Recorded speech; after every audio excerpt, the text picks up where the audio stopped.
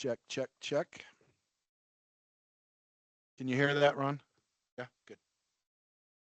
But I don't know. I don't think they were able to find your name tag for some reason.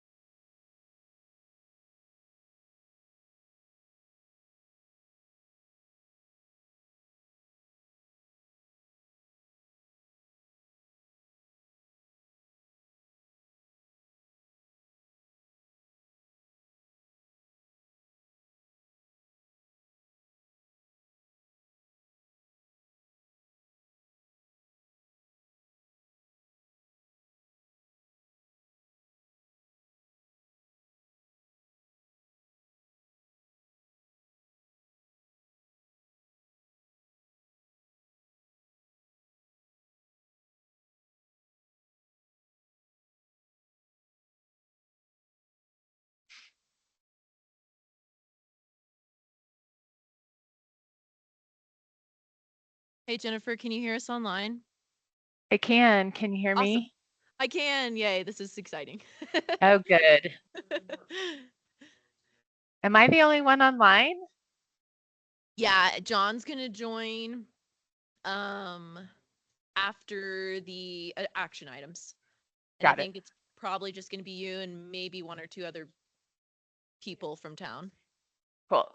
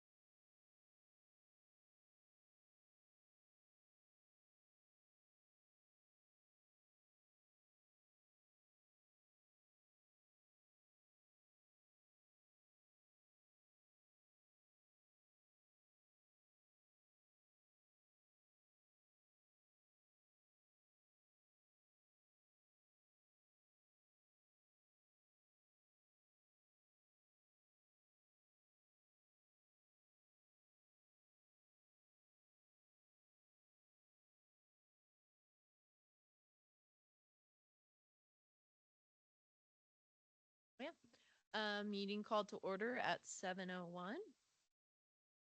Righty. Vice Chair Williams. Here, I think. Chair Reese, Present. Commissioner Cornell, Here. Commissioner Glasser, Here. Commissioner Pinsner, Here. Commissioner Dye, Here. and Commissioner Duggan will be here shortly. Note that when he comes. Absent, we have Commissioner Mahold and Mayor Pro Tim Sterling.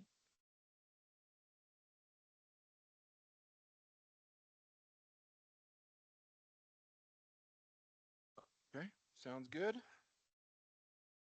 At this time, I want to review the minutes. I didn't see any issues with it. Did anybody have any issues with the minutes or see any errors? Things I found were corrected.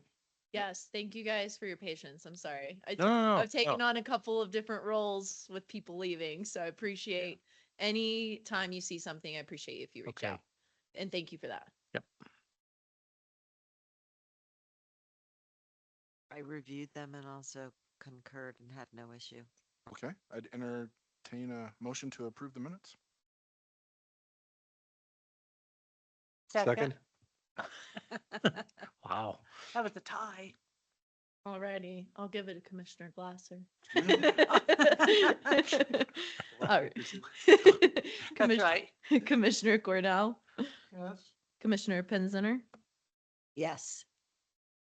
Commissioner Glasser, Yes. Vice Chair Williams, Yes. the Commissioner Duggan is still here, Chair Reese, Yes. Commissioner Dye. Yes. Thank you.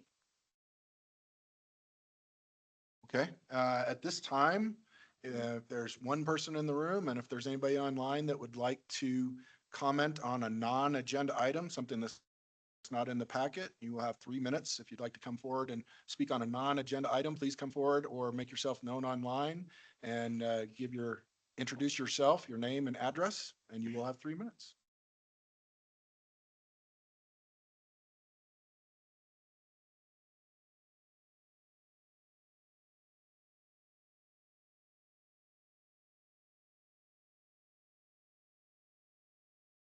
Okay, having heard or seen none, I will close the public comment. And we will move on to our first action item, 5.1. And if you will introduce that, Britt, I would appreciate that. Absolutely. So the first action item is our downtown sub-area plan, which we kind of spoke about last meeting. So it's just a few things that we wanted to highlight. There was some engagement done since September 2024. So this has been around for about a year. We've had some Board of Trustees meetings. It's been to the PC once in October of that year, and then several meetings with the DDA. And Kate came and spoke with you guys last time to give you kind of a summary of that. So next steps for this would really be the adoption tonight. And then the sub-area plan would be ratified by the Board of Trustees. The Board of Trustees would oversee town budget and shall use the plan to prioritize funding for downtown improvements. Just as a reminder, the DDA will also be utilizing this plan as their plan of development moving forward and to allocate funding for their annual budget. Let's see. So, and also next steps will continue to have public outreach on this and be very transparent with the community and continue to inform them. So John and I have an open door for anyone who has questions about it. And then future updates and monitoring. So town plans to implement a 5-year review cycle to keep the plan current and responsive to the evolving needs here. So really, that's it. It hasn't changed anything from last meeting, but if you have questions or concerns or anything along that lines, feel free to let me know. Okay. Welcome, Timmy. Thanks for getting here. We're just talking about the sub-area plan right now. And so if there is any clarifying questions for the staff, now would be the time if anybody had any clarifying questions about the sub-area plan. Not about the plan, but is this, of course, it's a public meeting, but weren't we supposed to have a public hearing, or is the Board of Trustees gonna, Yeah, have no, a so this public is hearing? technically our public hearing. It has gone into the newspaper. I don't know if there's any special things you were supposed to say, so I'll let Jennifer address that. But this is technically the public hearing of this item. Yeah, just didn't kind of announce that on the agenda, but Yeah, Yeah. that's fair. yeah, Sorry about otherwise we that. don't do a whole lot of difference. So I'm assuming any plans will come before the planning commission, should they decide to proceed with parts of the DDA, is that correct? Absolutely, yeah. So as they're starting to kind of plan this moving forward in budgeting, I think the plan would be to, bring them before you, or at least staff bring you summaries of what's going on. So if the PCI has any input or suggestions, or just to keep you guys informed as well. Okay. Anybody online? No, okay. All right, then, if that's no other clarifying questions, we'll move to public comment on this issue. If there's anybody in the room or online that would like to make public comment about the sub-area plan adoption, now would be your time. Please come forward and state your name and your address.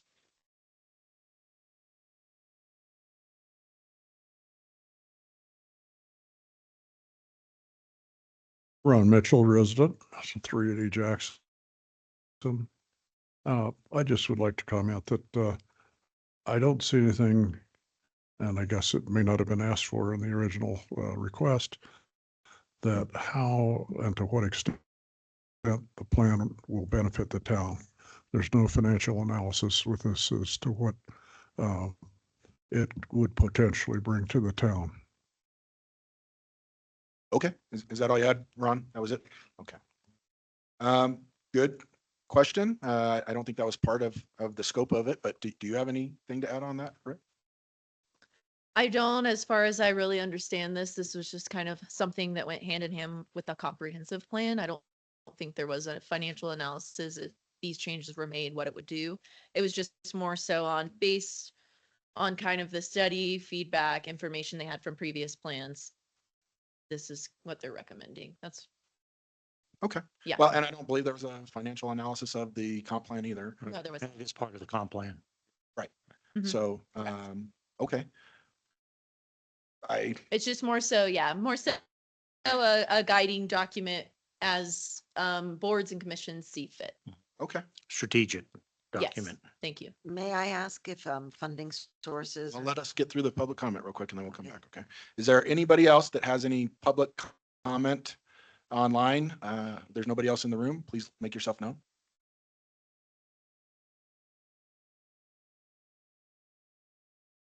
Okay. Having seen or heard none, we will close the public comment and bring it. Could I? Wait, do one it? second. Second. Close the public comment and bring it back to the commission to ask any questions or clarifying issues. Please, let's continue with Elizabeth here, and then we'll go to you, Mike.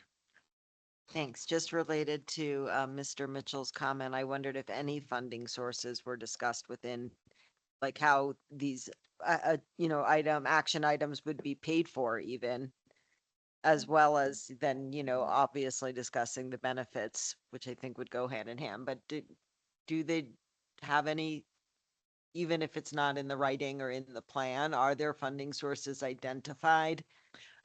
So essentially how it works right now is the comprehensive plan kind of prioritized based on us being able to use that grant focused. For the sub area plan, some of it will be a mix of the DDA funding it itself or looking for additional resources. I think the key component with funding on plans like this is that when it's in a plan and it's adopted like this, it gives us more of kind of a fight or, a big something to bring to the table with grants saying we already have this implemented. It's, it's been with CDOT and these, whatever stakeholders were brought into this. I'm not sure that the sub area plan did it like the comprehensive plan did, where it kind of, that's how the multimodal plan was as well. It was like prioritize these things, but funding sources will probably, as long as it's identified, then we can kind of use it as that. Does that answer it at all? or Very help? much, yes. And Okay. it's more like a framework for then how to address what priorities we would have when we seek funding and when we Exactly. determine funding. Yeah, I think we would really rely on community input, board input on when we would go for something like, for example, you know how the bridge was mentioned several times in the MTP, the multimodal transportation plan, really lean on that feedback and then be able to use now this meat and potatoes to say, we want this grant and we've identified it several times. Yeah. Oop.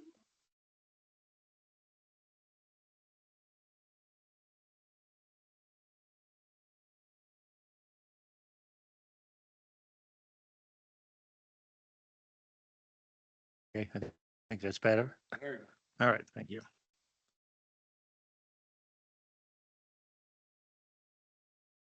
Yeah, yeah, I did. Ron, I was just wondering if you had a specific concern regarding kind of the funding or regarding your question. Yeah. Specific concern on?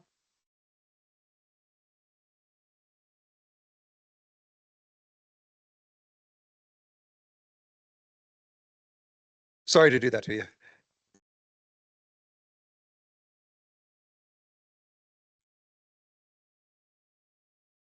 And as the concern is to what overall financial benefit the plan would bring to the town in terms of tax revenues, sales tax revenues, real estate property tax revenues, multiplier effect in terms of the different businesses feeding off of each other.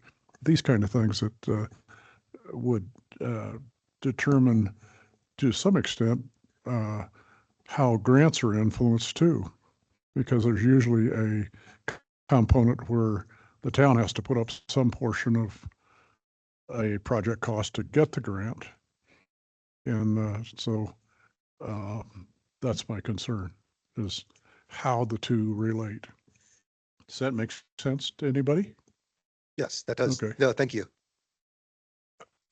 Okay, I will tell you that my understanding is that this plan is put together without looking at finances. You know, that's one of the things, you know, if we looked at what was financially possible and if we had funding sources for it, there's not much in that comprehensive plan we'd be able to put forward. So I do not believe that there was a financial analysis piece with that, and I don't think there was with the previous one either. I think it's more based on goals and vision for the town, but I'll let Britt talk to that a little more. Yeah, so what I can say is when we have plans like this, now we're going into our strategic planning and we're going to start our budgeting early. So essentially this comes into play when we're looking at our next like infrastructural or whatever we're doing, and seeing what would make sense if a grant were to come about, how could we set aside a portion of that money? So I think that's, I mean, obviously that's not we don't know, it's taking a guess. So Can I get you to move about 4 inches from the mic and then I can hear you over yeah. there? Okay. Can you hear me better? Okay. Okay. Again, you know, my understanding is that we don't make the plans, the future goals plan based on a financial analysis on what is feasible or that we could pay for. It's based on, you know, the community's input and what we want as goals for the future projects and where we want to see ourselves as a community, and then the financial piece comes in later. So I believe that is correct. If anybody has any other knowledge, they can speak up now. Quick question. Does who sets the priorities? Is this a DDA that they'll have meetings and then they set the priorities, or is the town involved in doing this in partnership with the DDA? That's a good question. So I think the DDA is going to be working pretty closely with the board, as they're kind of still building that relationship. But if you guys would like me, I'm not entirely sure. We can ask John maybe a little bit later when he pops on. But I think it's definitely something that we could be involved with, and I could be bringing to you guys, with having that relationship with both of those boards as well. So I'm not entirely sure. I know the board, now that these plans have been adopted, are really going to start their strategic process, and the DDA will as well. And I'm happy to relay that information to them that you guys would like to be involved.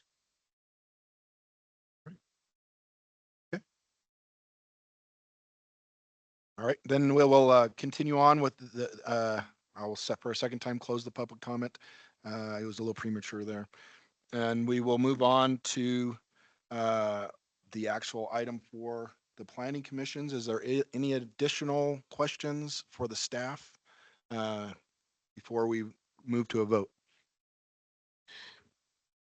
I just want to make sure that I understand the context of the plan. And like the comprehensive plan, this is a visioning document. Correct me if I'm wrong. And so there may be some details in here that I may or may not agree with, but it doesn't, maybe that's not really the point. It's like this is a general direction. Like this isn't a commitment to this is what is Yes, being. this is just a Yeah. general, like, Yep. kind of guideline they made just to the Yeah. comprehensive plan, but I think that goes with saying too, that we need to keep reevaluating this, you know, as the years go on, Yeah. and you know, feel free to make that comment as the DDA is doing stuff. If there's something they're kind of going towards that maybe you don't agree with, I Yeah, think that would be great. Great. And the lifetime of this is also 10 years, like the comprehensive plan? That's a good point. Jennifer, do you know by chance on that? Yeah, there isn't an expiration date on the sub-area plan. I mean, that said, it is a good idea to continue to evaluate these as your community changes and grows, or new people move in and the needs and desires of the community change.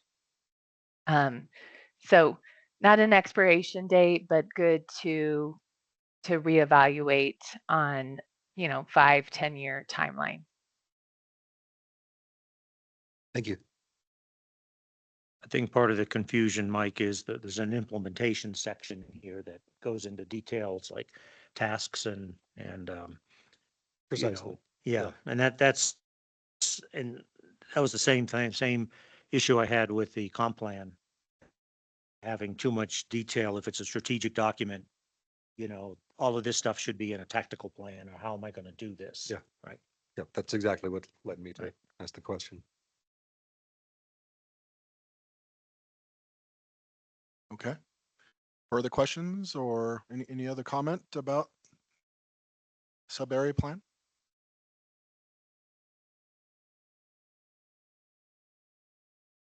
I think it's a good plan. It is aspirational for a lot of the things it wants to accomplish, just like the comp plan is.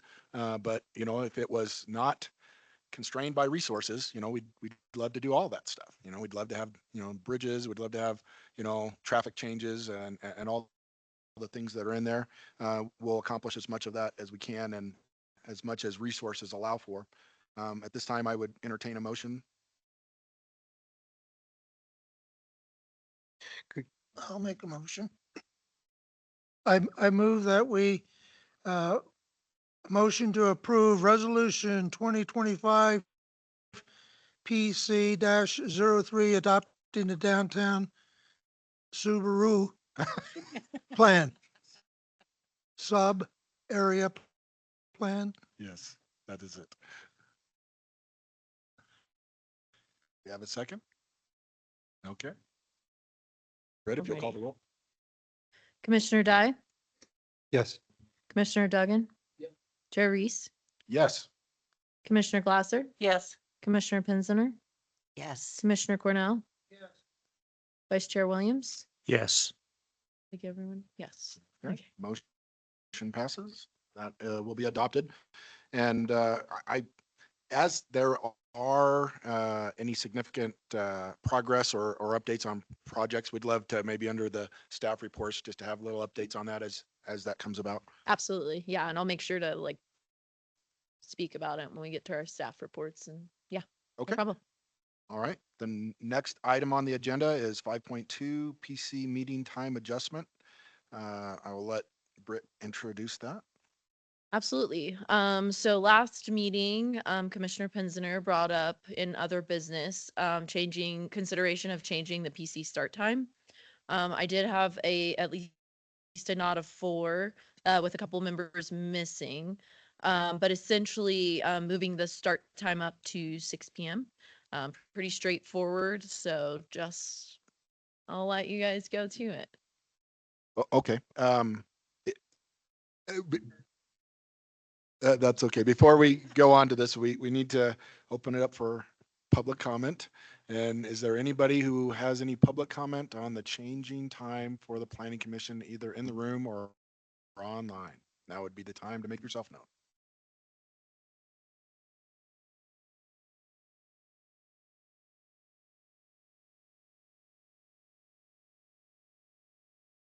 Okay, having heard none, I will close the public comment and bring it back to the room.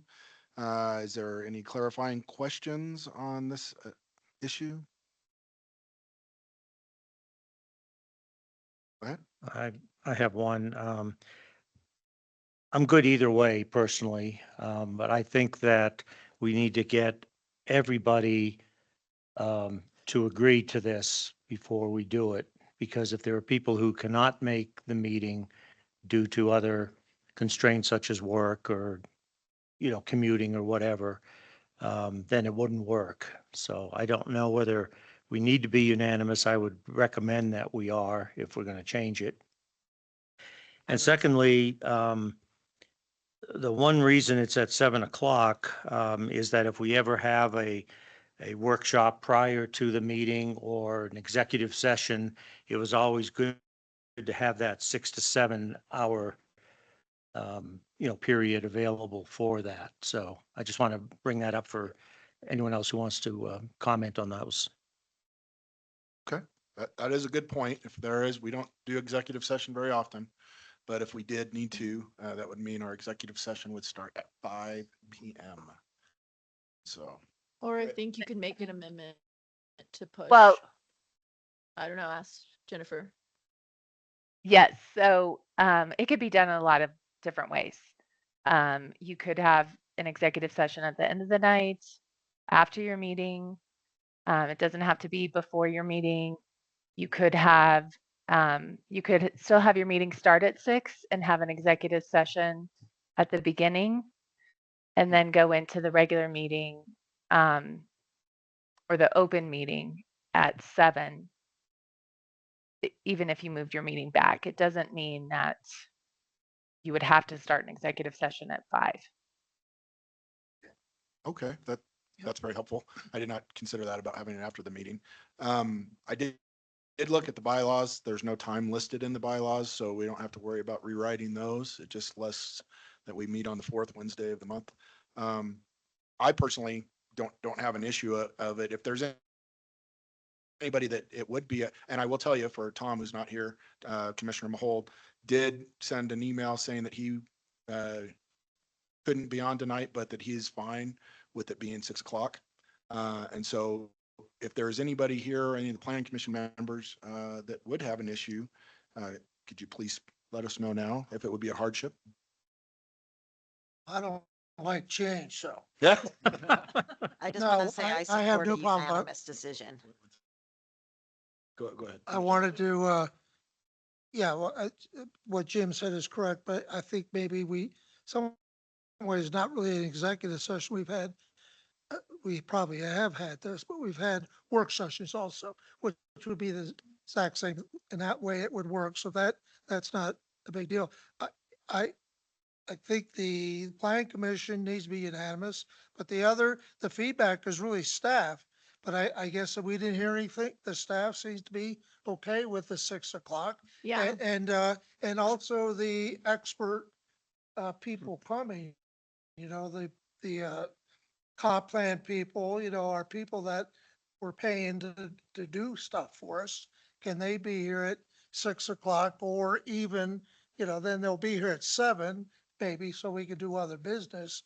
So, to me, it's just the professional part of the planning commission. If it'll still function fine, then I'm good for trying it. It doesn't Yeah, matter. I mean, obviously it's up to you guys. I'm here for you, but most of our consultants think our meetings are all pretty late anyways by the time they actually pop on. And I have no concerns, obviously, because I wouldn't be driving home at 10 o'clock at night. So, but I chose this job and I will do it regardless. So it doesn't matter to me. I want it to work for everybody here. So staff does not care. Are there any other committees with the town that meet at not 7? I feel like. I think the DDA. Sure, DDA meets at, The DDA During the and day? STAB meets at 6:45. I don't know Oh my why. gosh, that's so different. Yeah, I don't know why that 15 minutes, but that's really all that I know. We can always It's up- switch back to you if it guys. doesn't work. Well, I think one of the issues was our meetings going so late. And I know Tom was concerned with not extending the meetings to a later 15 minutes or half hour. Yeah. So I think that was the issue as to why this discussion was brought up as well. Apparently, sometimes we go till what, 11? Yeah, Yes. And so now, in theory, we'll say, okay, we'll go till 10. correct. I think the main person we didn't hear from last time was you, Timmy. Okay. Would this affect you? Because that's Not like a at all. big thing. I'm totally fine either way. Okay.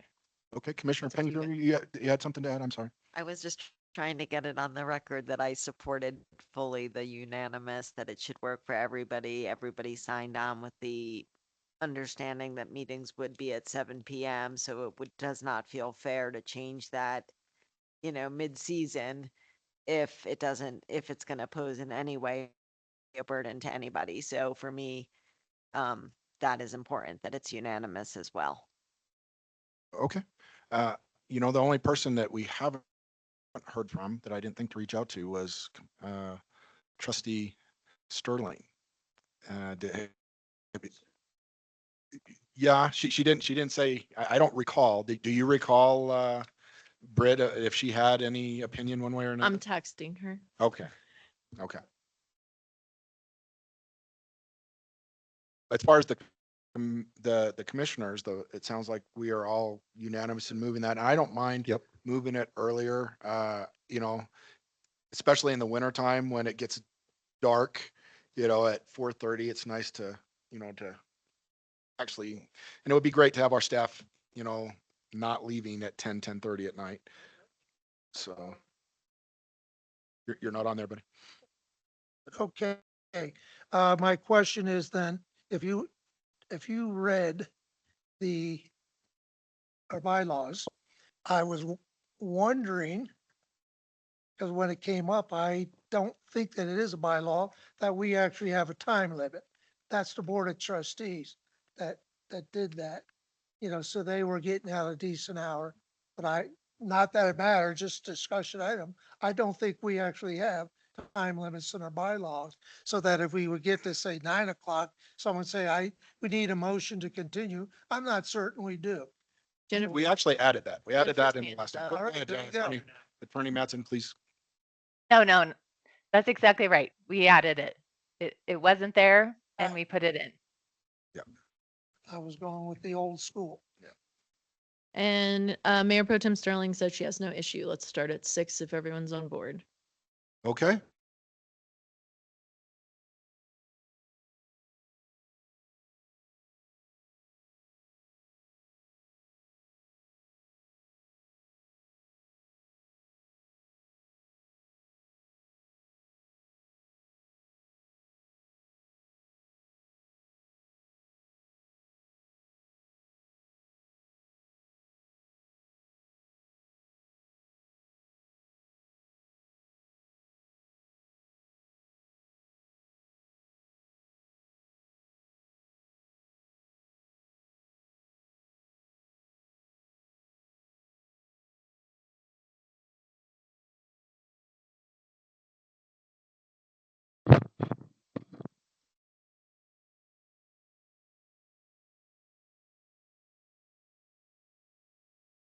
Now start our meetings at 6 PM. I appreciate Attorney Mattson.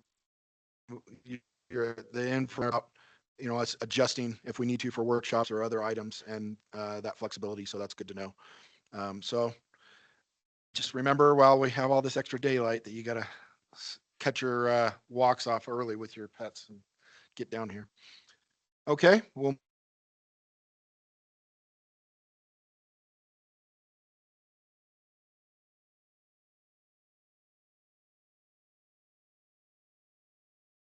Oh, technical difficulties. Hold on one second. I We'll be am discussing having, 6.1. Can you hear us now? It's going in and out. So yeah, it's going Okay, in and one out. second. I'm gonna play with the Wi-Fi. Okay. I can hear you now, but I couldn't a minute ago. Our Wi-Fi is going in and out, so I think you guys will just have to let us know as we're moving forward. You can just text me or whatever. Speak.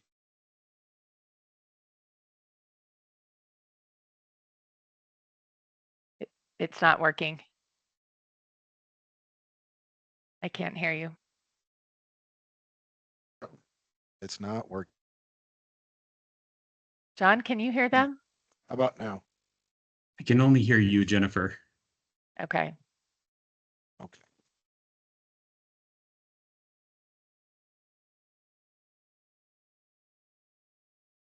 Working on it.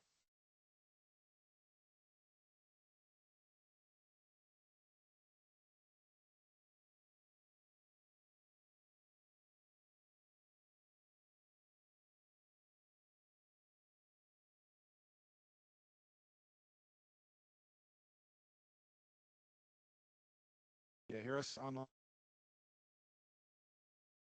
Everybody online, hear us. I can hear now.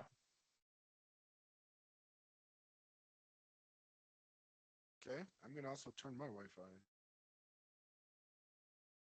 And it sounds clear, good? That's better. Yes. Okay, let me know if you keep having issues. I'm sorry. I don't know what it is, but I disconnected us and connected us.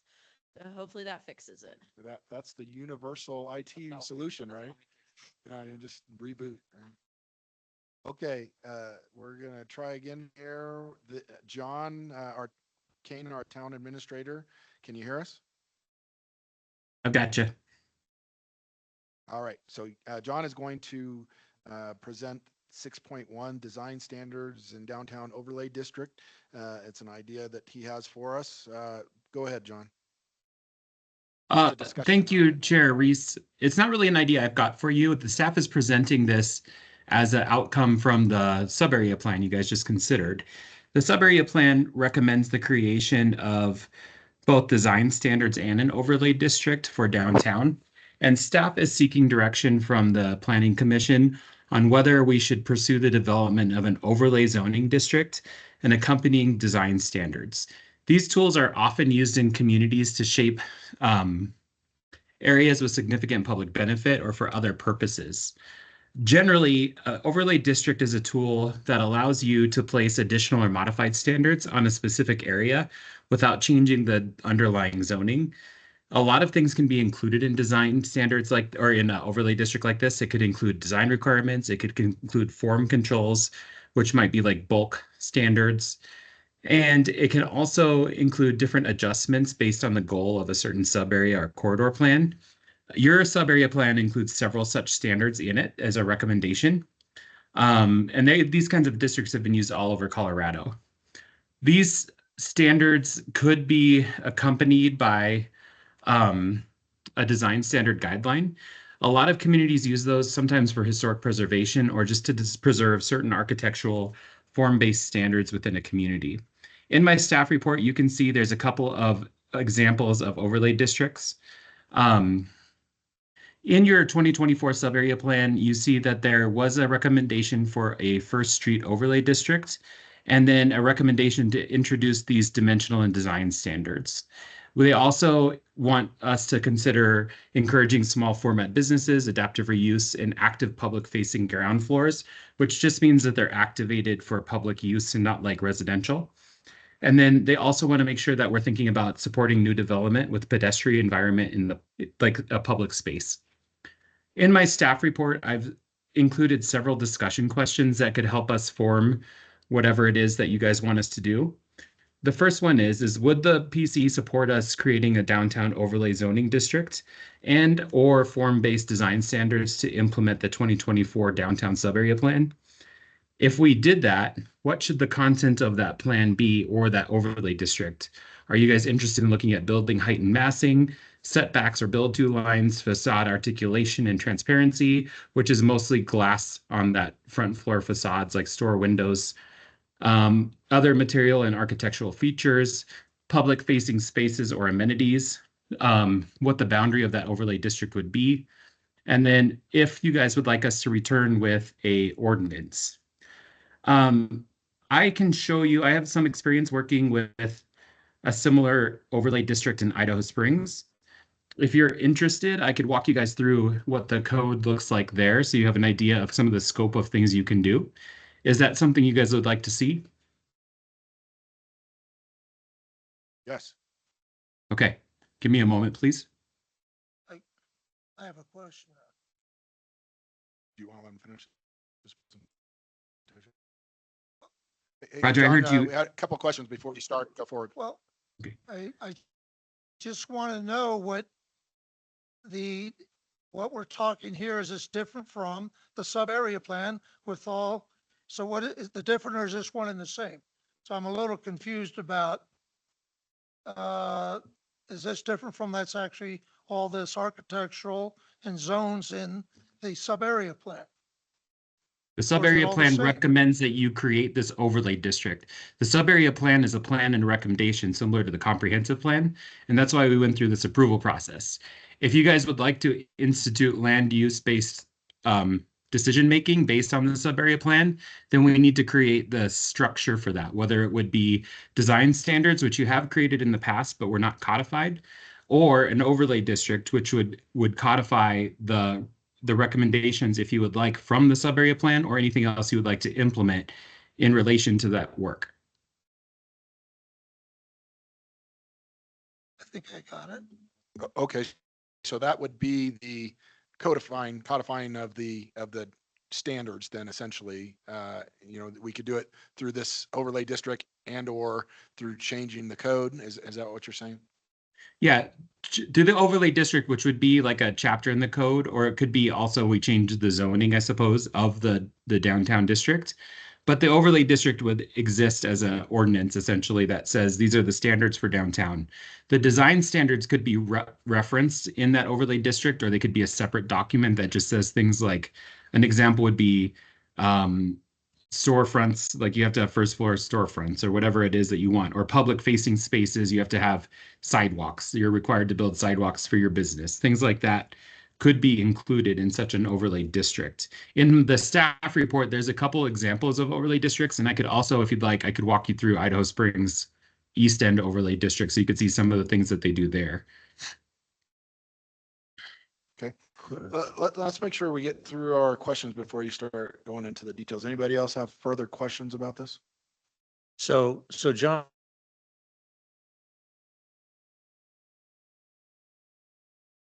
the CB zoning, or I guess I'm sort of confused as to how that works with regard to zoning. I didn't get Things the like whole question. setbacks and so forth. Okay, can you hear me now? Yes, sir. Okay, so the question is, how does an overlay district work with respect to the existing zoning, like the CBD requirements and zoning code? Did you hear that? Yeah, typically what we would do is we would craft the ordinance with the things with the overlay district included. And it could work that they both are complementary, or you could say one supersedes the other in cases where that is a question. Jennifer, I don't know if you have like a preference for how that would work, like how the overlay district would work. I don't have a preference. It's really up to you all in how to do it. I think the idea of an overlay district is that it's a unique area of your town and you want to have special rules or maybe additional rules related to the development of the land that apply only in that area of the town. It doesn't necessarily have to be the whole central business district too. It could be only a portion of it. It really is up to the planning commission, if this is something you want to pursue, how that would work. And so I think the sub-area plan, the important part is the sub-area plan made that recommendation that you guys consider that. And this is one of the actions that the planning commission controls.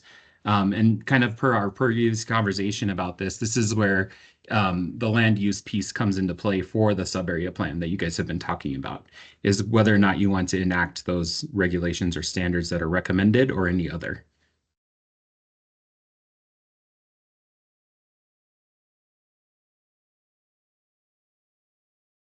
As a comment just in my own reading.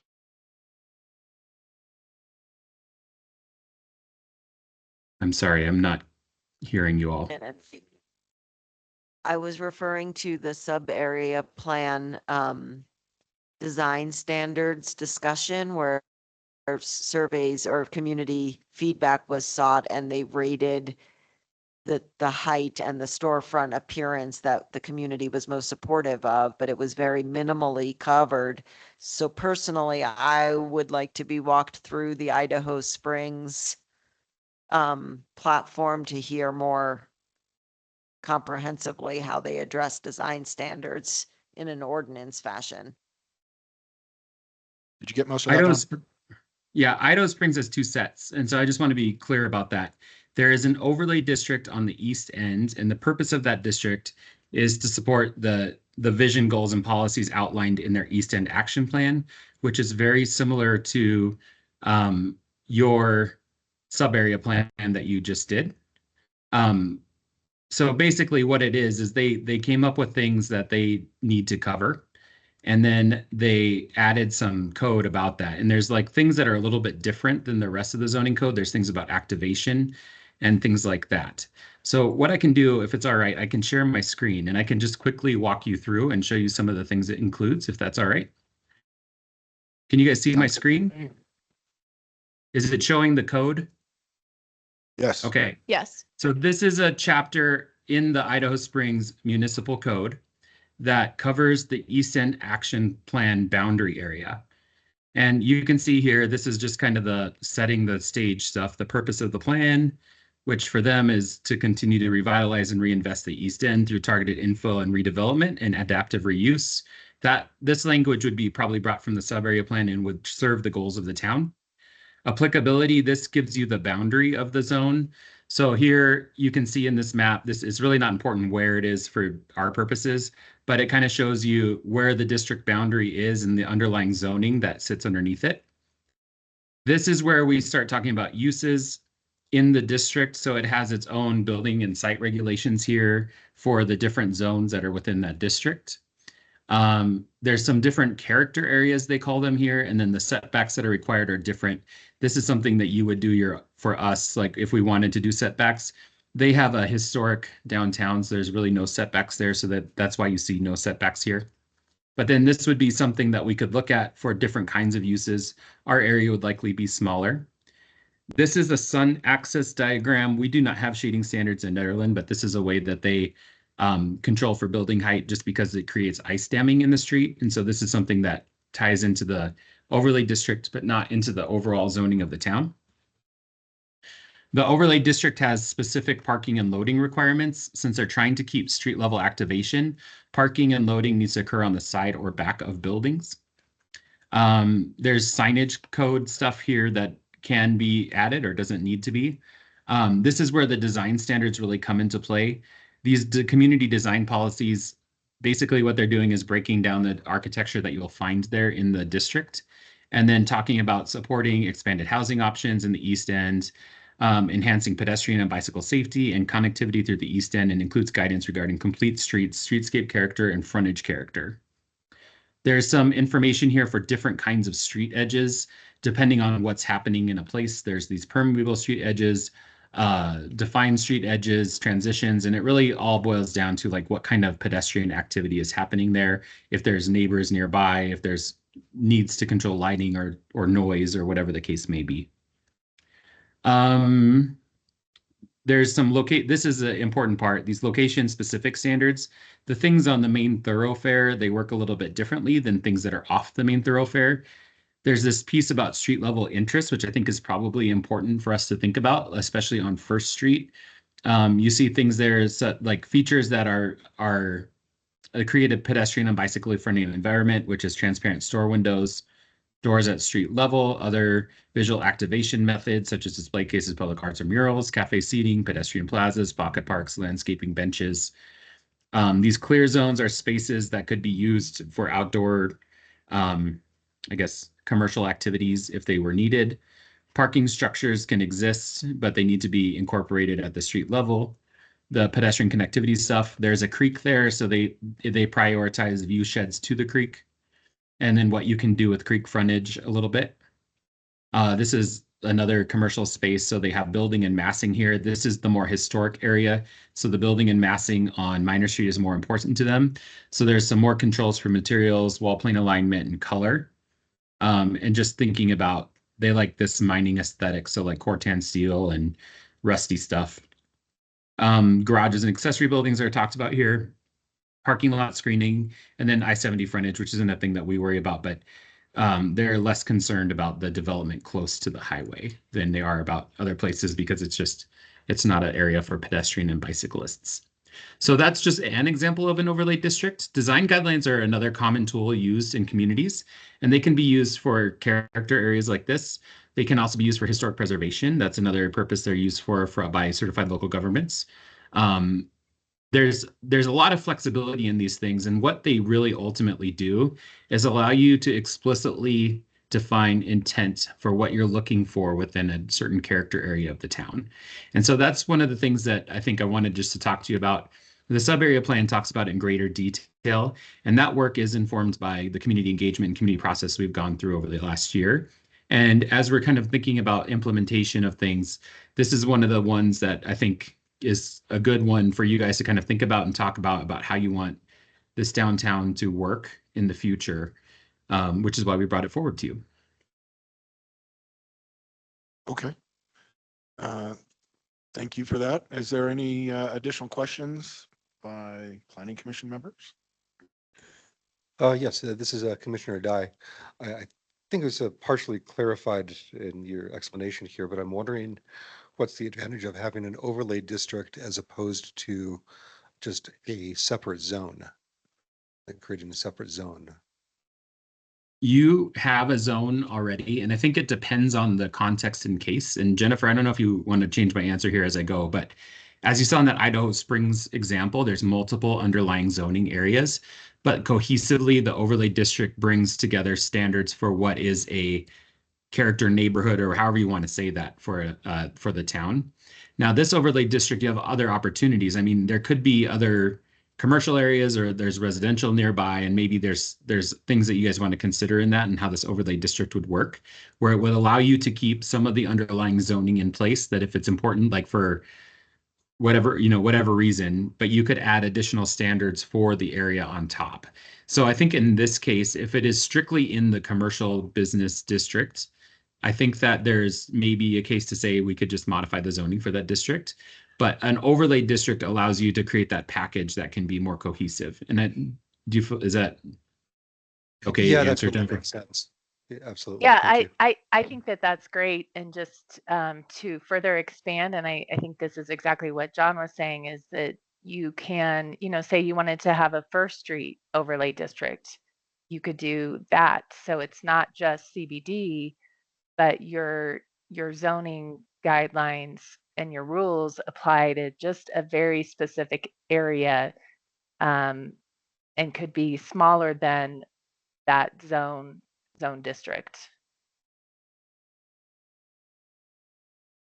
And John, is that the intent? Is that what the staff wants to do? Do they want to make a smaller, narrow the staff portion of doesn't have CBD, include the all of staff's job is CBD, or not to have expand? Our job is not to have an opinion about that. Our job is to execute the policy given to us through direction. And I think what we see in the sub-area plan is a recommendation that the central business district could possibly have some changes to the zoning to more closely align to what the community desire for the commercial business district is. And so in my staff report, that's what we're asking for, is direction would you guys like to do anything? Should we do something narrowly defined or maybe a little bit broader? And then I think ultimately, is this a path that you guys want to pursue, is looking at design standards, or potentially changing the zoning of that district in some way or in some part of it, which we can bring back. What we would bring back is some, you know, pretty firm, well, maybe not, pretty good recommendations for what's in the sub-area plan and what has previously been looked at by the Planning Commission with those older design standards. I'm not sure how familiar y'all are with that document, but it was never codified. But that is something I think, Britt, maybe you could talk about that a little bit, but I think you use that when you have people coming just as a general guideline. This is things that are important. Yeah, essentially when someone goes to build something or is bringing a project, it's something that I provide, but again, I let them know it's not codified, so it's technically not a requirement. But obviously we encourage them. So to we use have it. recommended design and guidelines is what we have currently? Yes. Yeah. Recommendations. The only thing that's like set in stone is your setbacks or like, in your CBD, you need to, or general commercial, it's like 30% of business. Those are the only things set in stone. The actual look is not set in stone. But it's also like 20 years old, the document. Oh, isn't it? yeah. Yes. This would give us more flexibility. This document would essentially just give us more teeth to say you need to follow this guideline if you're going to build within this zoning district, essentially. So that we Yes. don't have this like modern building, old building, modern building, maybe we have more of a uniform. More uniform. This is a time where we can share comment or? Well, let me make sure that, do we need to do public comment first and then we can go into the clarifying questions? Yeah, let's go ahead and do public comment and then we'll move forward to a little further on that. If there's anybody in the room or online that would like to make public comment on the agenda item before us, the adoption of a downtown overlay district, now would be the time to make yourself known or just come forward to the podium. Discussion.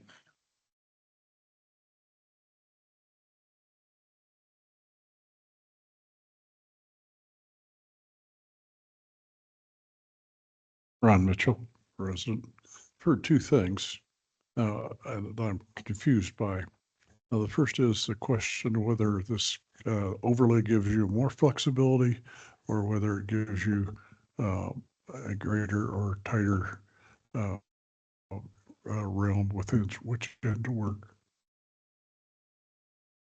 John's the one who wrote this, so I'll let him answer that question. If that's okay. You want to stay up here just in case? John, It gives did the you hear him? planning, it gives the planning commission the ability to put in explicit standards for what you would like the development downtown to look like. That's what it would do, is it just allows us to very explicitly state what you guys would like to see or what is recommended by the sub area plan. So that's kind of the thing it does, is it gives you, you're basically just putting zoning in, you're adding zoning to what's there or changing it essentially for either a small subset of that district or a larger subset. So I think ultimately it works just like regular zoning. It's just gives you some, I think anytime we're talking about zoning, some explicit, you want criteria to be as explicit as possible when things come forward. So it's very clear what is required in a zone district. Okay, did that answer your question, Ron? I had a little trouble hearing it, but I heard him say something, making it as flexible as possible. No, the opposite. You got it wrong. So we're actually going to specifically say what the design standards would be for the downtown district. So it would say what is allowed, what we could, so it's not actually allowing That's what I flexibility. thought. It's actually Okay, just thank you. specifying what we want as a town to be built over there. It doesn't have to be strict though. It could be whatever you want it to be. We can write it however you'd like. Okay. But it would codify it. Okay. Let me ask and see, is there anybody else online that would like to have public comment on this issue? Please make yourself known.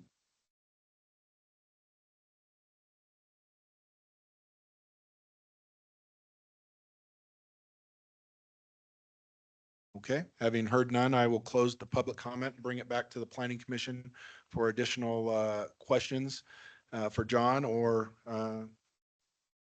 just discussion. Go ahead, please. Just.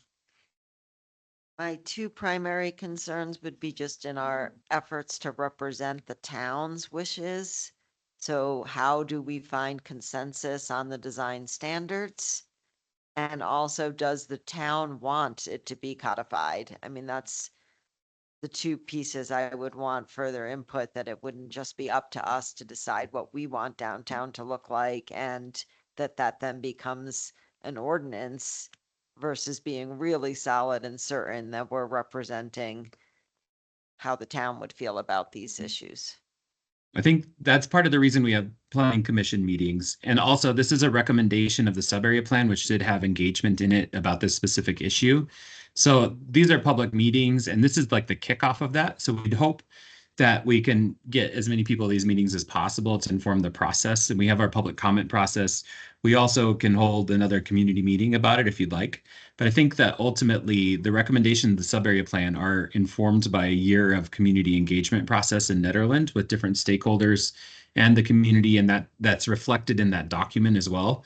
So I think what our job is to really look at what we were told in that process and to try to design something to that effect. And I think that's the other really great thing about being a planning commission, is that you guys we do have a public meeting process here for that to happen. And I think I agree with you. Nobody wants to have an ordinance that's not proper for Netherlands, but a lot of that work has happened. That's why we're at this point, is because the recommendation was made through a public process to do this. Yeah, I I think would it- agree with John too. Go ahead. Yeah, that's a great point. I think that this is that open forum right here, and that's part of that process.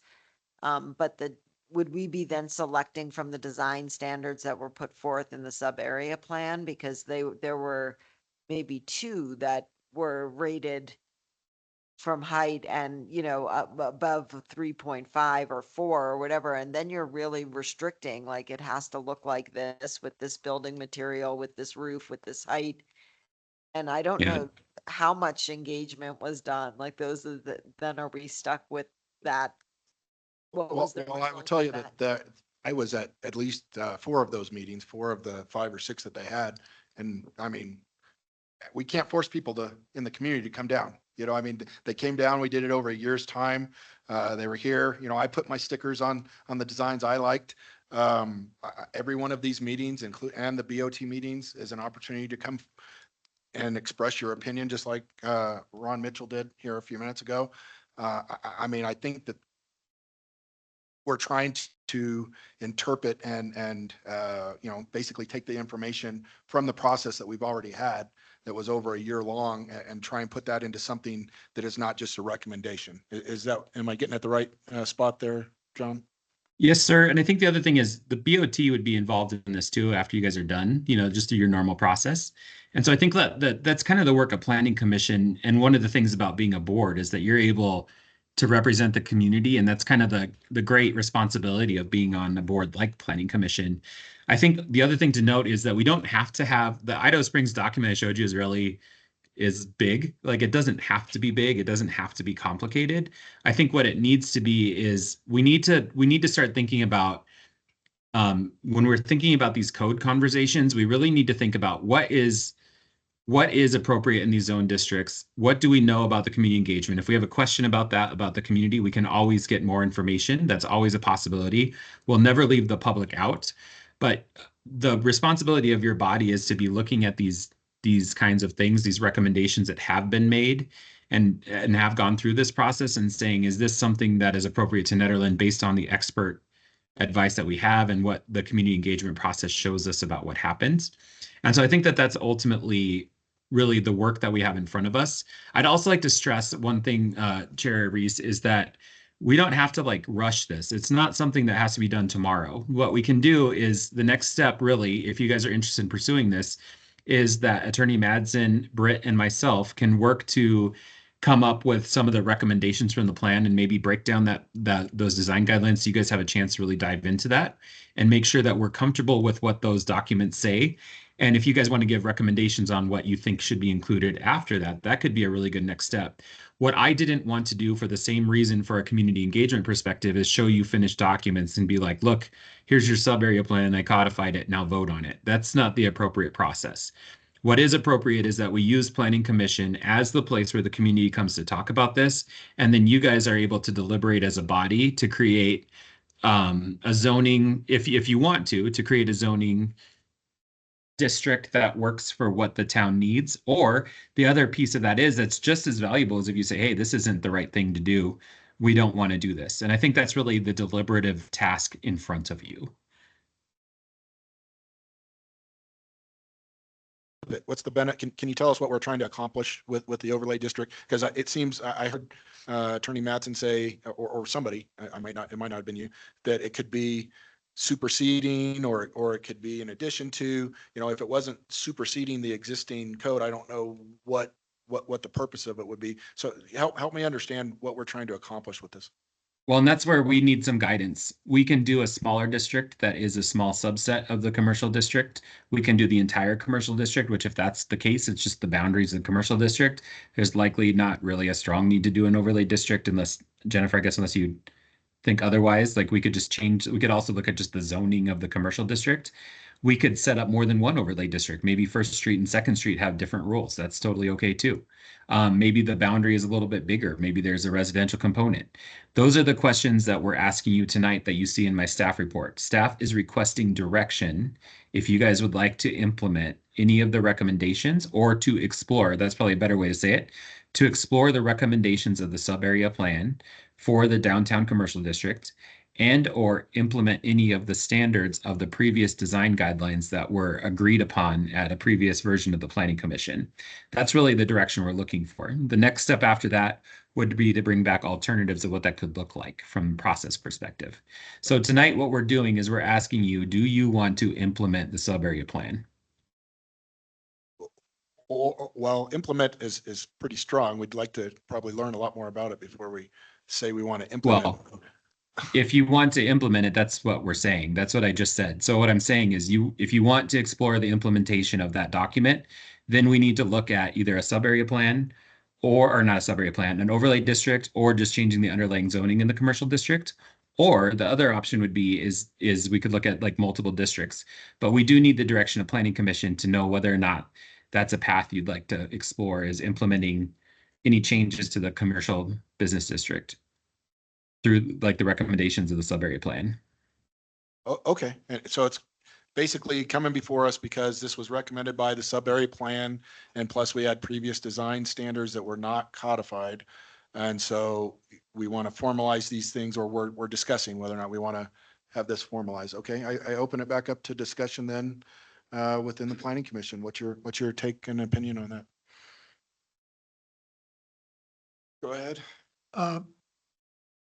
I would like to continue to move forward. I guess this is a discussion, so we're being introduced to this whole idea. I think we need to continue to discuss this, and I guess I was looking at more in the sub-area plan and just trying to implement those things, but yes, I would like to go forward. I would also like to know how we work with the DDA on this. I feel like, that whole area, which is really the DDA area and the sub-area plan, they should be giving us feedback and, kind of almost working, jointly. So yes, I certainly want to continue this whole idea. And if I may, I guess I feel a little disjointed because our last month we had, a whole big discussion on, how we were going to get low cost financing. And we were looking at how do we, the Board of Trustees asked us about 20 years and 30 years financing. So we headed down that whole other direction and then to discuss through that whole discussion, things about the different ordinances and trying to get housing started. So we did that whole discussion. We've always had this whole idea where the Meyerton property, which is zoned industrial, but yet there are houses there. We were working on that project or we haven't. So I guess right now I feel that we just finished the comprehensive plan. And in the past, we always got a nice list of projects, whether it was zoning, redoing chapter 16. Let's get this list of projects that we want to do and let's start working together and checking them off. And we did that kind of through the comprehensive plan process. But right now, I feel that from last meeting and now this meeting, that we're being kind of given a lot, we're given, what do you guys think about this? Well, I almost feel like I have too much. I don't know what to think. And so I would actually like to, take, at least have one part of a meeting. Let's sit here and talk about what projects we should be doing. So, but yeah, this definitely needs to be done. And I guess I was looking at it more through the sub area plan and all the pictures we had there and showing the architectural stuff and going on that. But yeah, my bigger thoughts was, uh, let's work out a 6 months, 1 year plan of what projects the planning commission should be doing, working with you, John. And it's so hard to have you online, and I know all the pros and cons of that, but as opposed to being in the room, working together so we can get it. So those are my thoughts right now. Well, just to be clear, Britt is the community development planner, and I support her, and I'm going to continue working with you. But Britt is the planner, and this is her. We really need her to be empowered in this space to lead in the planning space. Just also to respond, we do have a lot of projects that are going on, and we do need to be able to have these conversations. And I understand what you're saying about having a work plan, but what I think that what we need to do is we really need to be thinking about strategically all of these different things. There's not one thing that's going to happen at a time. We're at a place where things are going to happen, multiple things, and priorities are going to change. You guys just considered that sub-area plan tonight, and I was not here for that part. I am, I'm not in Netherlands every single day. I did take a training trip right now, and I am try to, like, my priority always is going to be at your meetings, but I do have things that I have to do also for my professional development and for the town. And so I do think that this is the only planning commission I haven't been at. I was here last time, and one of the things I'd like to do is make sure that Britt is really central in this role all the time. She's the planner, and she's really good at her job. And I really want to make sure that we're putting her into the position where she's kind of driving the bus, and I'm providing adequate support, which I always will do. In terms of why we're bringing this now, I think it really aligns well with the sub-area plan. And you guys told us when we were talking about the sub-area plan before that process that you wanted to be more involved in that. And this is how we involve you in that process, is to make sure that we take that recommendation from the sub-area plan and start thinking about how we implement it. So that's why you're seeing it tonight. I am more than happy to work with Britt. We can come up with a 6 or 1 year plan and kind of start working through that list. We've actually have a list like that. But I think one of the things we also need to do is we need to be able to have a good structure to bring things from the staff level or the BOT to the planning commission and be thinking about how we prioritize those projects as we move forward and how we think about all of these things. So I take your feedback very seriously, and I think we can get to where you have what you feel like is a good planning document. I just wanted to add, does everyone have access to the PC forecaster by chance? It's so I can send it out to you guys after this, but essentially it's kind of where, because like last meeting we did talk about housing, but I wasn't ready to bring that back to you all. I need another month. And so we don't want to have no meetings for you guys, and we do have to kind of work on a few projects. But I think that would be a good start to maybe have that as a discussion item for next meeting and start forming it. And we come to you with like goals or plans and talk back and forth on that. But I think that might be helpful because there are some state stuff that's coming in. So we'll be talking, natural medicine will be back. There are ordinances that we'll be talking about. We'll be bringing back PUD. So there is going to be a lot of things at once, but obviously I'm here I think if you guys saw that might help a little bit and make you not feel maybe as overwhelmed, but I'm happy to bring a list back, and Roger, you can always come meet me beforehand. I have no idea what you're talking about, a forecaster. I can It's never send been it. mentioned before. Yeah, it's something that I created that essentially is just planning each meeting for each month so that for this next year, we really have goals we're kind of working on. Yeah, if you'll just send out a link to that. Yeah. After this meeting. So Roger, Steve and I meet with the staff, we meet with Britt and John, and that's part of what we do during the month. We've got stuff for the next 2 months lined out on that forecaster. It lists the items that are going to come forward. I think I sent you an email earlier this month that said on the forecaster that we're going to have housing come back next month. And so what housing, what you're talking about, the deed restriction and yard and bulk is coming back to us in May, but we're, it has to be when the staff, has opportunity to pull together the information to present it to us. But once you guys have that, and we could certainly, under other business, talk about, what we got coming up. You can ask that question as we get to other business, what we have coming up over the next few months. But there's going to certainly be a lot of flexibility needed as different applications come forward, and so we have to trust, Britt to, put what needs to be at the certain time with us. As far as going back to, let's go back to the sub area plan. I'm sorry, the downtown district overlay idea. I personally would love to learn more about it. I'll just confess of my ignorance of it. I haven't had a chance to really dig in and look at the Idaho Springs plan yet. And I understand it could be as detailed or as general as we want it to be. I personally would love to see more information. And if you feel like that would be beneficial for us, we take recommendation from the staff. We want to work on what you feel like is an important issue for us for the town. Go ahead. Just a quick follow-up question, Chair Reese. What are you looking for? Basically, the recommendation is in the sub-area plan. Do we want to go through that document together?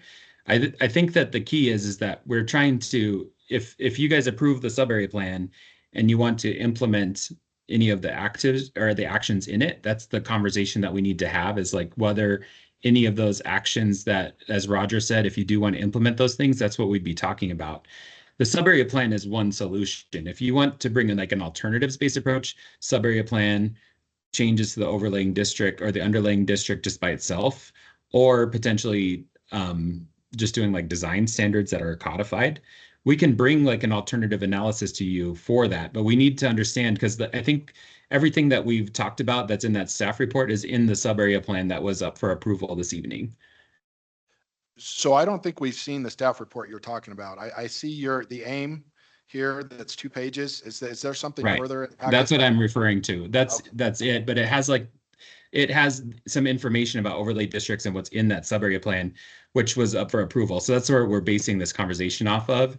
I kept it at a high level because we need the direction before we really say, okay, well, you should do this, or that or whatever. But what we'd be talking about is the recommendations in the sub-area plan, which we could break out for you. That could be one way we do this, and then break out the design guidelines that exist previously about what's in there. So you guys can consider what does exist today. And then at our next meeting, we could or whenever we next discuss this, we could break those things out. So what I hear is just that this is the time for our discussion and debate. This is the public forum where we're saying what our opinions about this are. And for me, the overlay district does feel like a good idea. I do like the idea of having a smaller zone where we could say, First Street, we want it to be more multi-purpose. We want it to be pedestrian or closed off for different usage. So conceptually, I like the idea. The other comment I would make is I'm definitely up for updating the design standards and using the recommendations through the sub area plan to do that. But I'm personally hesitant about the codifying of all of this.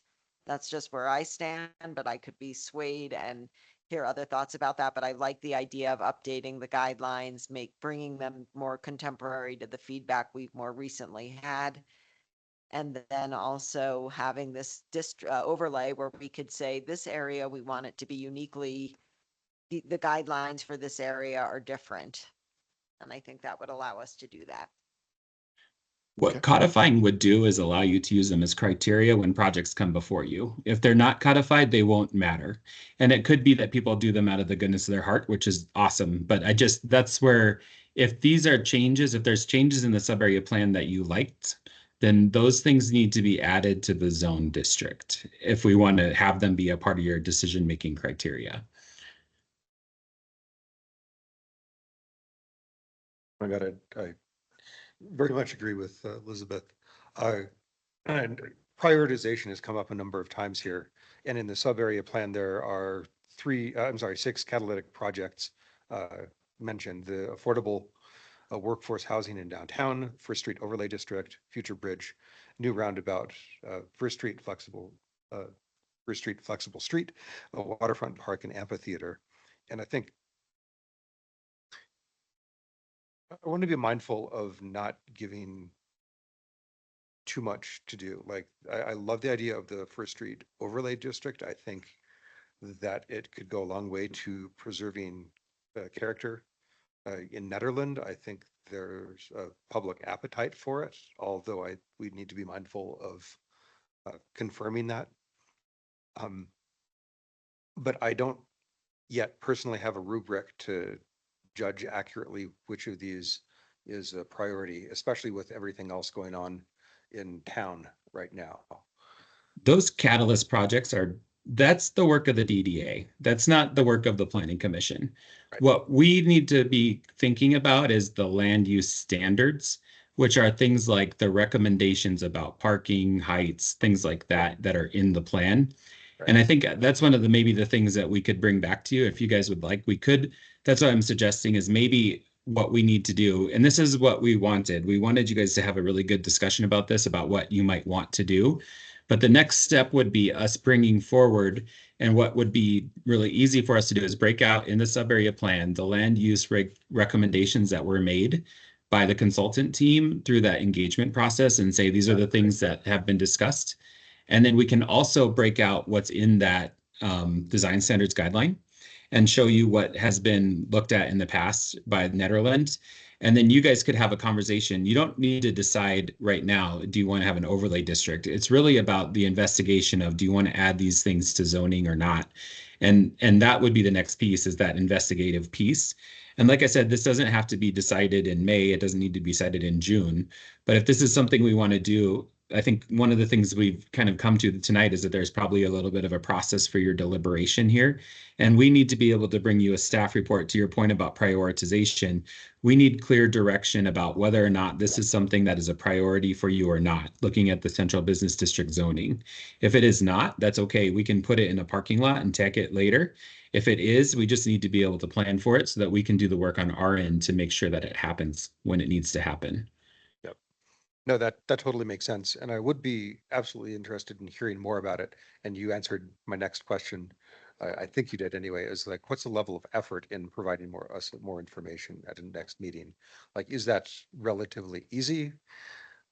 Or is that a much more involved process for town staff? No, it shouldn't be. Particularly for We're you, just Rick. gonna, Yeah.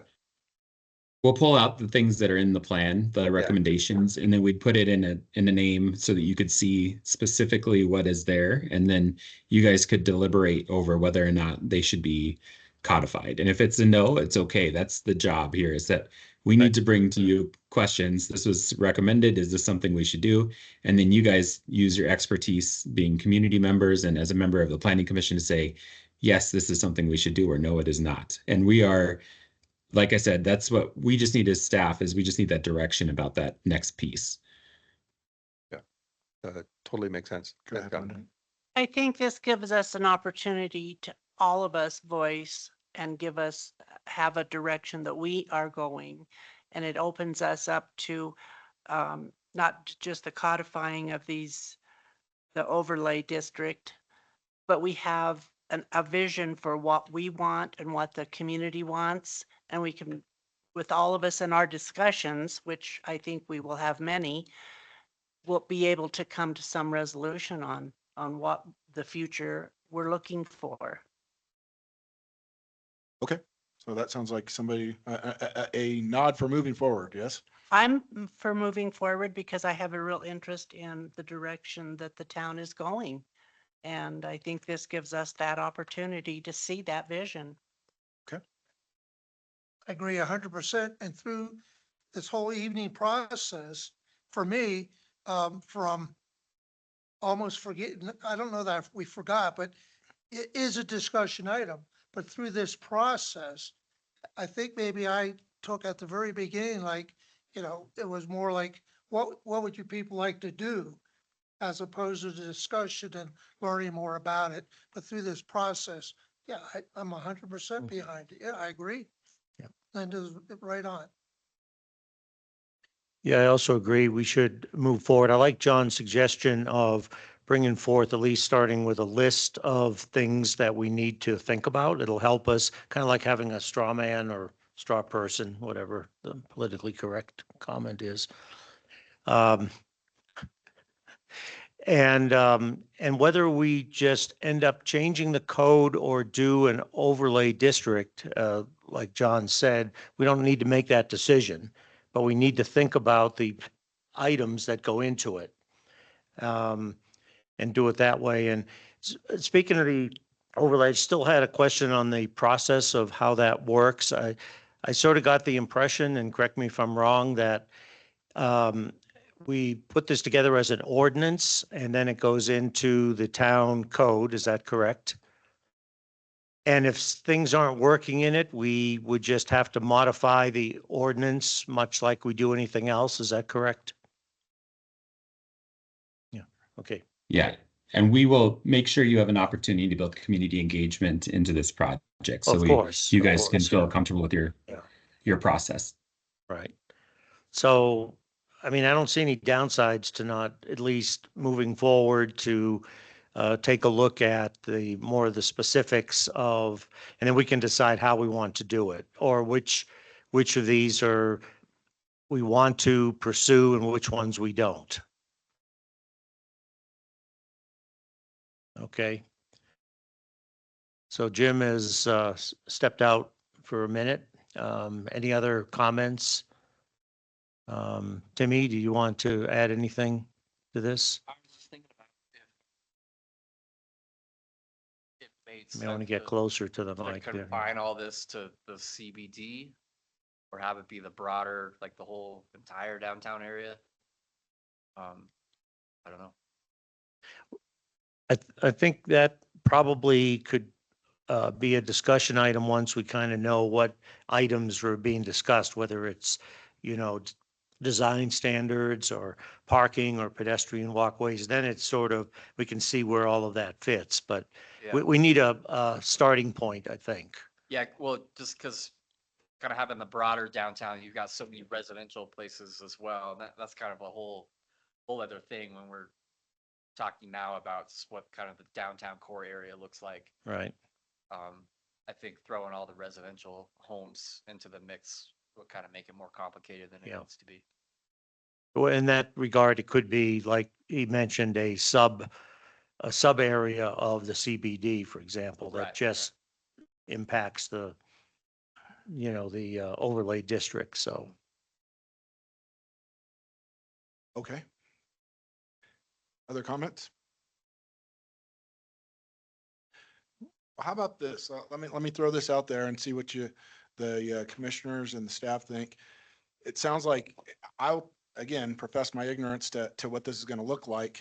As far as what the overlay district might address, what I think maybe in the next time, it would be great if the staff could put together, hey, here's a list of the 40 things that could be addressed by the overlay district. Can we identify what we want to focus on and then go forward from there? If we don't have an urgency on the timeline for this, maybe we could stretch it out a little bit longer and we could start to identify, whether it's setbacks or building heights and those things, what it is we want to put into the overlay district.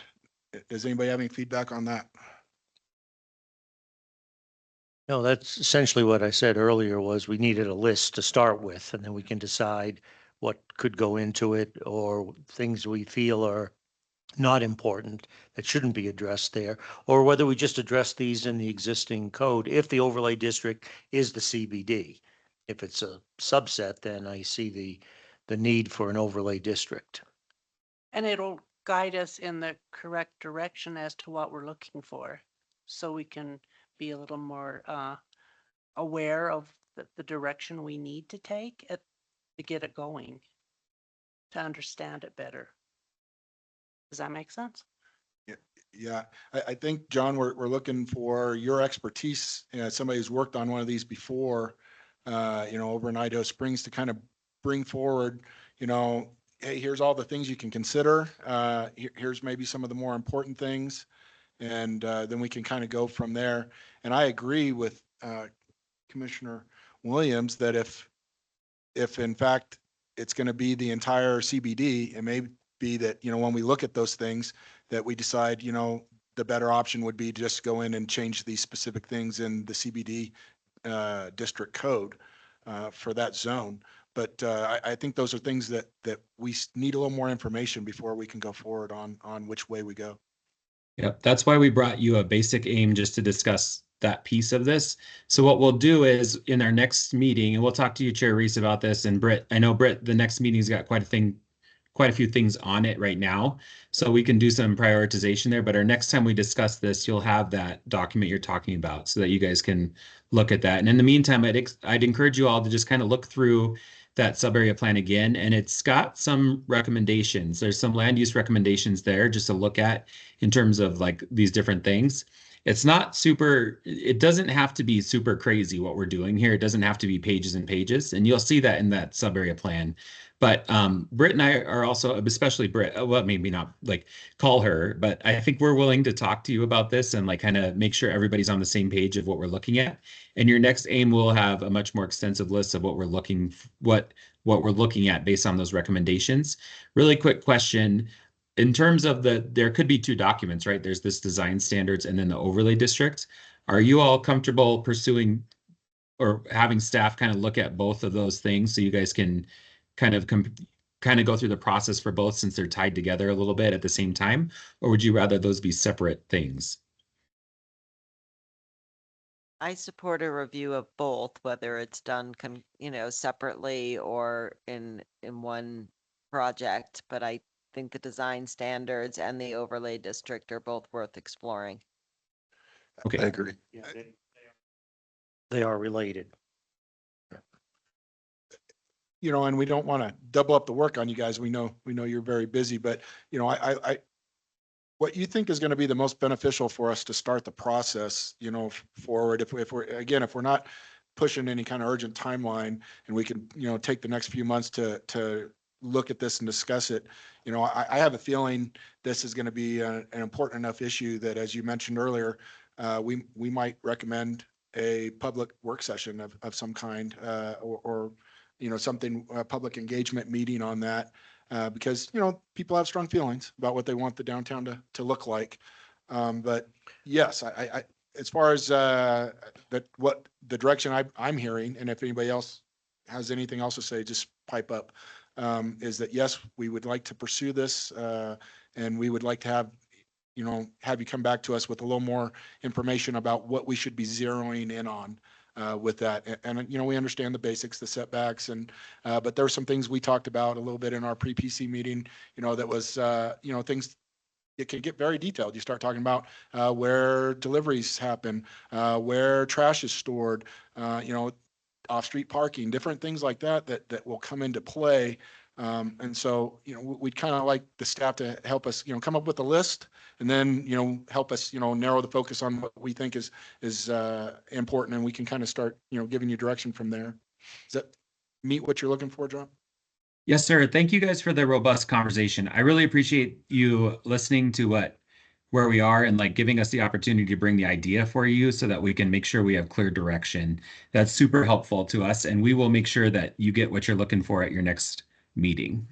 That we got to make sure that agenda fits. There's a lot of things on it right now, but at your next meeting, we discuss this. We will have what you just asked for. I would say, John, that probably still discussion item though, maybe holding off on any ordinance piece of it until, we get a little better understanding of what we're trying to go forward with. Yeah, staff will not ever bring an ordinance forward until there's consensus on the PC, or at least a majority of what we need to be done. So we'll make sure that comes in a direction request. Are you ready for ordinance? That question will be there. So we'll just discuss it until you guys are ready. So I think we've got what we need. And if you guys have anything you'd like to add to that, just please let us know. And we try to be very available. If you guys want to meet one-on-one with us or whatever it is, we're happy to do that. Okay. Anybody else have any further comment? Only that I love what you just said, and that like moving forward is definitely the right direction. It can be framed in different ways, and framing it in terms of what is the benefit to Netherlands seems like an appropriate context to it. I mean, that's always in all of our perceptions, and that's what we're looking for always. But in particular, if as recommendations come forward in this list of like 40 things, we should keep in mind what is of most benefit and how will it fit in. Okay. All right. Okay, buddy. I think that's all we have for you. All right, Thank you. any- I am sorry I'm not with you. I will be with you. I No, do no. prioritize that, so you know that. It's just, So I had a, how is your meeting going? it's they just great. got We're there having today. really good conversations about some of the things that are really important policy-wise around Netherlands. So I will be back on Friday, and I'm happy to meet with any of you, and I will be at your next PC meeting for sure. Okay. Well, thanks for representing us out there with that. Those are important. Thank you Does all. John know that we moved meeting time to 6 PM? Yeah, we did vote to move the meeting time. That did get approved to 6 o'clock. Cool. Okay. All right. Okay. Are we ready for staff report? Let's see. Yes, that'll end that, and let's go to staff reports. Highlight any thing that you feel Yeah. like is important. Perfect. Oh, sorry. Okay. So let's see. There was some stuff. Okay. So 2 of our streets operators should be obtaining their CDL permits this week, which is huge. And then Josh Davis, our supervisor, has completed his traffic control technician course, and scheduled to attend the traffic control supervisor course in June, which is really exciting. In the meantime, they are working on some kind of amending some of the road schedule. They're currently doing maintenance on a lot of their vehicles and, backhoe grader, making sure everything is good to go. They do plan to amend this schedule and make sure it gets out to the community. Some of that engagement will go through me doing social media, and then obviously, keeping updates in the board, to really make sure the community knows what's going on and that plans have changed because they're not necessarily working. Another update, Parks is kind of in their maintenance, so they're doing maintenance at our town facilities, prepping stuff like Chipeta Park, things like that. So everyone's really getting ready for now that our weather is, who knows, it might snow again, but it seems like it might be summer. We're kind of prepping for that. Another update is utilities. Staff brought back their first load of compost created by biosolids. Compost can be made available to residents for town projects and is created by the biosolids building in town at the wastewater facility. Another update is staff is now installing, the name is Badger, and it's new water meters. They will have an app that is with them. It's called Eye on Water. And so residents will be able to see the readings. They read about 4 times a day. So they'll be able to see what's going on there. So this is a cool new update. If you're getting a meter installed soon, this is probably what you're going to get. Let's see. And also it is sewer inspection time for utilities. So you might see them out and about kind of cleaning, just checking in on that and make sure everything's good there. So hopefully we have no emergencies. Let's see. Updates in my world. Permits are picking up. They looked very small on my original staff report, but I've received probably over 10 in the past 2 days. Code enforcement, now that winter is slowly starting to go over, we had some open cases that we'll continue to work with, and this is really when we start getting complaints. Again, this encouragement I always put out to the public and you all, if something is going on, please feel free to have anyone reach out to me. I try to work directly with people, and I know some people want to be anonymous. But people can email me, text me, call me, stop by my office to report things. We really try to work with residents, and residents that are a little bit older that might have issues. We really try to be fair and work with them. That's Jake Cook and I. EV chargers still going on. they ordered those parts, but we've seen a delay on some of them with some of the recent changes that have happened lately. And so we're just staying very positive about that. So I'm hoping by next month, all our parts will be in and we can start tackling that. The housing coordinator, I haven't updated you guys that in a while. We plan to bring that forward to the Board of Trustees next month. And there was initially some issues with Lions being able to come up with their half. So it's really slowed down the process. Their board is also not very in support right now too. So just we're going to our board and we'll have more updates for you soon. Just before you move on to yeah. that, is it have to end up being a full-time position? If they decide they don't want to fund it, can we fund just a half-time position, or has it got to be a full-time position? It's got to be full time with them. Yeah. Otherwise it's pretty much done. So, but obviously I'm still working on housing with or without one. And that you'll probably see the fruits of that here in the next month or two. Another cool thing that I really wanted to kind of outline here is since Peter left, Cass, who's the sustainability coordinator, and myself have taken over social media and our website. I put in mind, there's a little link there. You can kind of see a mock-up and I'll send out the link on an email as well because there's a lot to this packet. But you can see a mock-up of essentially what I've been working on with that company. And it'll show you what town website could look like. It's very basic, but it gives you all the graphics and a general idea of what it'll look like. It'll be very clean, which I'm excited about, and separated a lot better. And so Cass and I are continuing to work with the Civic Plus company, our project manager, to really start like building out now the meat and potatoes since we have like a general look. So I'll probably be coming with more updates so you guys can see what that look looks like. In the meantime, I'm still making updates to the website. So if you ever see anything, feel free to reach out. Let's see.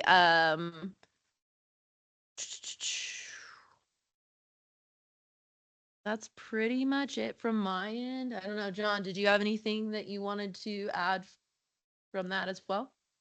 That was a great update. There's always a lot of things going on in Netherlands. And if you guys have questions about any of it, like I said, we're open and able to meet you at any time. So Yeah, any questions? Oh, I guess real quick, broadband. Yeah, I So was just gonna I'm ask so you to do sorry. that. So Yes. We've been actively meeting with Maverick, which is the company that's bringing broadband through Netherlands and peak to peak. They had a meeting today in Gilpin. They are moving forward on their permits. It looks like their CDOT permits are just about there. And then I'm working with them directly. They'll be pulling permits through me here pretty soon. So I will have more date timelines then, but right now, as soon as those are done, most of their materials are on site and ready to go. So we're hoping, as long as the weather stays good, within the next, I'd say, month to 2 months, you'll start seeing that project to come. And of course, it'll go out on social media and I'll be keeping everyone updated, but that is moving forward and we're really excited about it. There was another company that recently bought out the broadband that does run through here. I'm not sure what their, yeah. So there was a company that bought them and their representative, I need to look at what the name was, but I met with him in Gilpin last month as well with Gilpin County. And he's been great. They're really doing the research of like, is this stuff working? Where does it run to? Kind of, some of them no one ever pulled permits for. There may not be. They're actually trying to make sure the right processes were done to get this all kind of set in stone and see where else broadband might be needed if it's not covered with Maverick coming through. So more updates to come on specific dates, but we're really, really excited to hear it. So anything else? Britt, do you Nope. want to briefly talk about wayfinding too? Just because that's moving Oh, or? yeah. I guess so I've been working with the DDA for permitting for wayfinding. So we had kind of an initial meeting the other day. I've helped them start their process, their CDOT. There's going to be 5 signs that will be on the CDOT right away. And so I've helped them start with that process there. There will be a walkthrough and essentially they're, inviting some stakeholders, CDOT, Public Works, maybe if somebody wanted to come from here, that's totally fine. But we're essentially going to be doing a walkthrough with the companies on where the signs will be located. They're from out of state, but they plan on coming here and really, I mean, they're going to be here the whole time these signs are going up. I believe as long as permitting goes through, that should probably be starting, I'd say towards the end of May, because CDOT's permitting takes a little bit longer. But they're already sending samples over. I think our meeting will be taking place probably in the next 2 to 3 weeks where we'll be doing that walkthrough. So more updates to come there. But it's set in stone. Contract is signed, permits are starting. Yeah, so I'll make sure to have some maybe visuals for the next meeting so you guys can kind of see what this is going to look like. And maybe some mapping. Fantastic. So yeah, that's very exciting. We're very excited about that. And I'll keep you updated. Yeah. New signs, I know, with actual, you know where you're going and where, what it is. And these signs are like very sturdy, from what they were saying at the meeting. It's not a sign that you replace every year. These are signs that should last quite a lifetime. And they are very well familiar with our area, have worked in areas very similar to our like weather patterns and wind. So no concerns there. That's obviously the biggest concern. Yeah. Wind, weather, them aging. And so they seem like a very responsive and pretty good company. I mean, we don't really have any say-so in it, so I don't know, about mock-ups or anything, see any of that. We'll probably see them when they come. Mhm. Yeah, But I can bring some. It's already set in stone, but Yeah. pretty much. There's still fonts that can be worked on in graphics, is what they told us. They can pretty much be worked on until like the 2 weeks before. Most of their materials are being made out of Denver.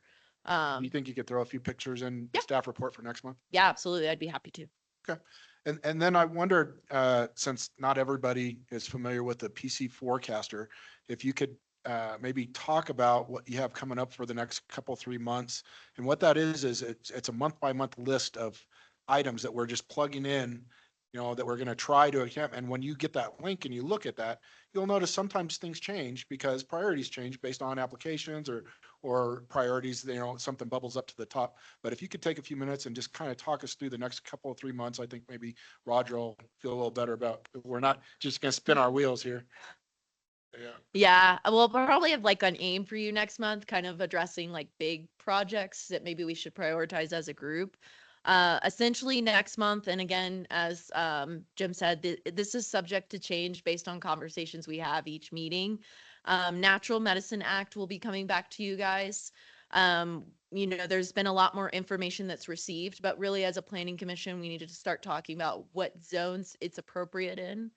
And for anyone who, doesn't remember what that is, that's really like the mushroom that's coming into play here, like a medicinal. And so more information to come there, but really we're going to be discussing like zone wise.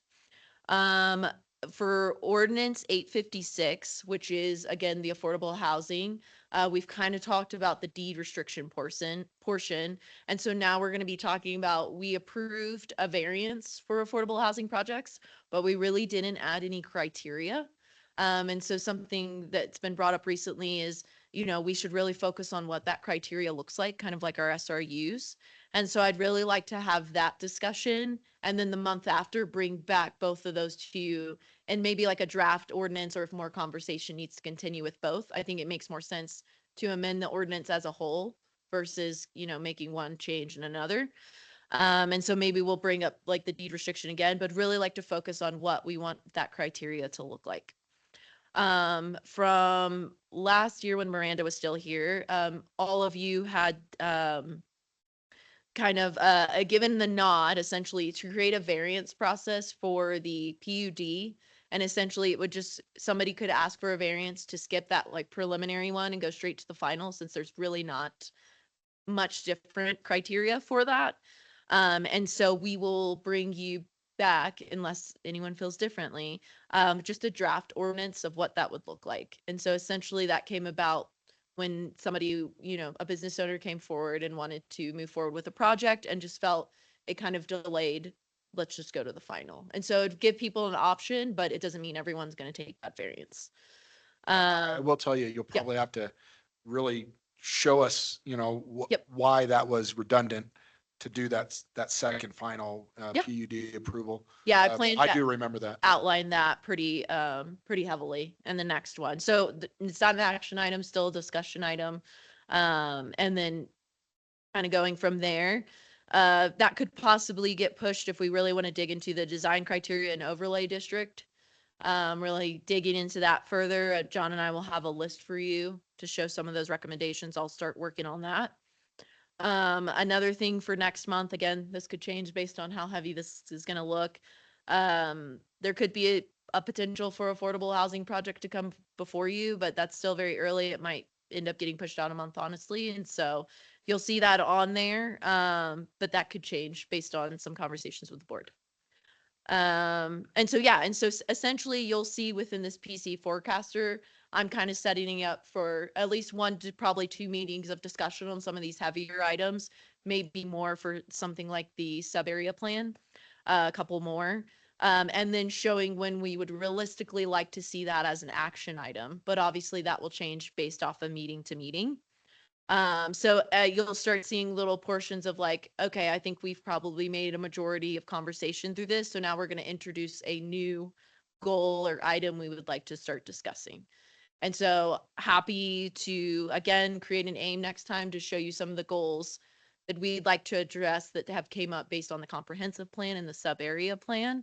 But would love to have the feedback of, stuff that you guys as a board would like to make a goal or priority, for this year as well. So maybe we have a document that we keep, adding that onto, and that will help me further plan this PC forecast. And when I ask for recommendations from staff, I'm not saying that, I think that the staff needs to be driving Yeah. the direction where we're going. I'm saying you guys know more information about what's going on. And so based on what you're hearing and what's coming down the pike, that's what I mean when I say, Yeah. what are you guys recommending on these things? Not, that I want You you don't guys want to to. pigeonhole us. I get it. I get it. Yeah. So I've shared this to all of you. If you have questions, again, you can always call me, text me. I've been in the office a little bit more frequently. We do have a new front desk. And so I've kind of been helping as she's training, maybe take on some other things that will take time for her to learn. What's her name? Her name is Holly. She lives in Black Hawk. Her kids went to Netherland High School. She's very, very local to the area, very excited. If you can go by town hall and meet her, I'd recommend it. She's awesome. She's very positive and in so many classes. She's very inspiring to me. And so, yeah, great new addition to our team. Can you give us any spoilers about the potential affordable housing project that might be coming to us, or too early? I will, it's kind of too early. I will say got there it. is a Yeah. piece of land that could have an affordable housing project, and there's a very interested individual. And Exciting. so my recommendation to them was just to speak to all boards before they put it in. But, Sweet. again, there could be more that come from that. So Yeah, great. that's all I'll Exciting. say. But we're working on it and hoping something goes through by the end of the year so we can meet our Prop 123. At least that's my goal, with or without a housing coordinator. Okay. Yeah. Well, that was very Any other comprehensive. questions? I appreciate that. Any questions, Britt? Okay. Okay. Awesome. All right, I will conclude the staff report portion. This will be other business. If there's anything that any commissioners need to bring up under other business, this would be the time. Other than saying thank you, Britt, for everything you do. Really appreciate you. Yeah. Thank you for everything you guys do. It's very helpful. You're a very easy board to work with. Yep. So I You too, appreciate you all. Jonathan. I also got a thank you note from the folks at the Historic Society about the Gillespie House. So that was Good. other business in past meetings, but they're pleased to No, see it's that there was continuing. some initiative and effort, what we Sometimes you can. just got to get the issue in Yeah. front of the right people, right? Yes. Nice. Really glad to hear that. All right. We have money to do the electrical project this year too. It just has to coincide with the season. So the work isn't done yet, but there will have more happening. Did you have something? Well, I don't know if I want, I guess I wanted to bring these up because I was thinking about it as we came up to this meeting, but part of it was the ordinance 856 and that whatever was December 14 months ago, whatever, of 23, there was 4 ordinances passed. There was actually, one of the 4 was an ordinance, well, it's either 53 or 58, whichever, was about the accessory dwelling units requiring that not requiring, taking away the requirement for the owner to actually live in the accessory dwelling unit. So basically, it's a duplex. So I guess, I've, just has never come up, but I thought, maybe it's something that if we're going to take on the other one or even discuss, the other one, which is more or less low-cost housing, but it was, and then that whole idea about dwelling versus structure, uh, that, I've always thought at some time, maybe when it was appropriate even to bring that up, and it was basically, we had, I don't know, 18 requirements for doing an ADU. And if you actually take away the requirement of an owner living there, then basically then it becomes a duplex, but you don't actually have to have the underlying zoning district to have a duplex. So I just thought maybe we ought to, if we're gonna actually take on some of these things, look at that. Um, and it does, there are certainly, throughout town, there are places where there are actually houses now that have actually become duplexes. Some of them more in the commercial property areas. Explain what So you it's a mean by fine that, line. by duplex, because what, I hear you saying duplex, but if an ADU, that's a separate structure before No, the it could main be in structure the built. basement. There's a, no, an That's ADU, considered an attached ADU. Yeah. an attached Uh-huh. ADU. Yeah, he's Well, right. Either one, not- either one, you have an apartment over a garage. Before, the owner was absolutely required to be living on the property. That's the way we wrote it. And we actually had that in our short-term rentals. We had a long discussion about requiring the owners to be there. That's part of the neighborhood, and that's what was part of that there was an objection of the owners not living there for a short-term rental. But yet on the up until a year ago, on the accessory dwelling unit, yes, and you have one which is an apartment, which can only be an 800 square foot house, little place of thought or apartment above a garage, but you could have a full house with a basement apartment and an upstairs apartment, two dwelling units, and the requirement was for the owner to be living in one or the other, or living out in the apartment. We didn't really care, but the owner had to be on site. So if the owner is not required to live there, is out of state, now it's a duplex.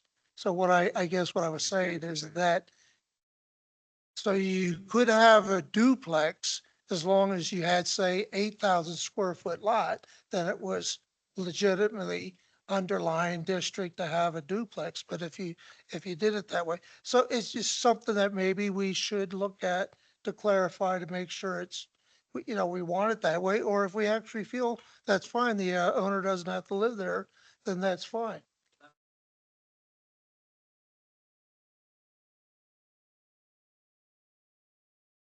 The- Well, to have the ADU, well, I wasn't even in on the discussion. We talked very much about having the ADUs and the requirement for the owner to live there. And then that was actually, so the ordinance kind of went through in December when it was just part of the four or five. That was all part of the housing study that Miranda kind of threw at you guys. I didn't even attend the meeting, so I don't even know how. Yeah. That was, But turn your mic on though. was a short Turn your mic on, Linda. it was a short term that the owner lived there. It was a 6-month they lived there and then they were gone for the next 6 months. And I think that's where Short-term rental. it was a short-term rental, yeah. So I think that's where it came about. And then it got codified across the board. Right, right. So I don't know, it's only because I certainly was one of the leaders. We worked for over a year on the accessory ADU, and to get that right, Tim, you were part of that whole conversation too.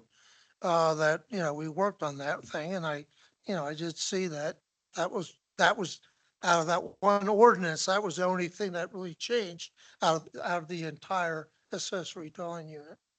So that's something you'd like to add to the list of things we revisit. If certainly, Yeah. maybe I need to get 3 or 4 people to agree. Yeah.